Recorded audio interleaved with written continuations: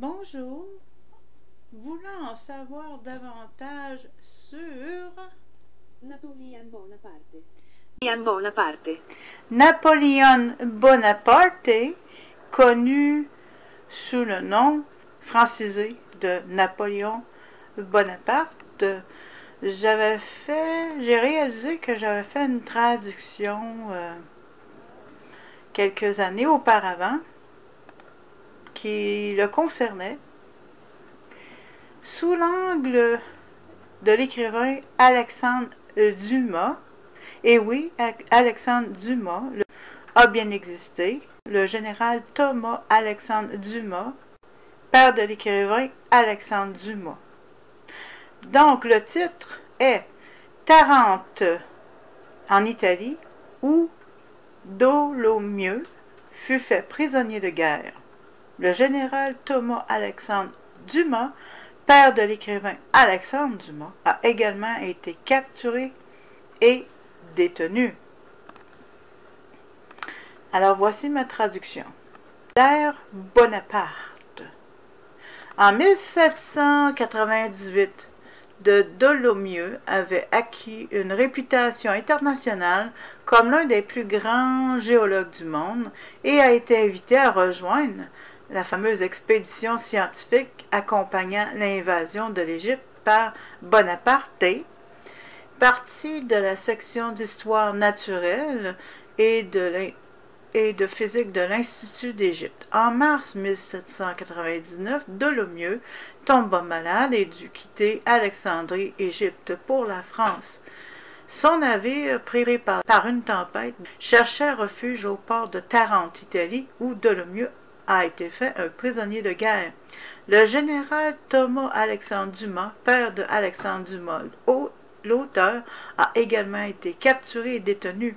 La ville était partie du royaume des Deux Siciles, alors en guerre contre France. Dolomieu s'était auparavant fait un puissant ennemi du grand maître de l'ordre maltais lorsqu'il a aidé à négocier la reddition de l'île de Malte à Napoléon. Le grand maître a dénoncé Dolomieu et il a été transféré à Messine, en Sicile, et emprisonné sous d'horribles conditions, à l'isolement pendant les 21 prochains mois. L'emprisonnement d'un scientifique de renommée internationale dans de telles conditions était odieux à la communauté intellectuelle de l'Europe.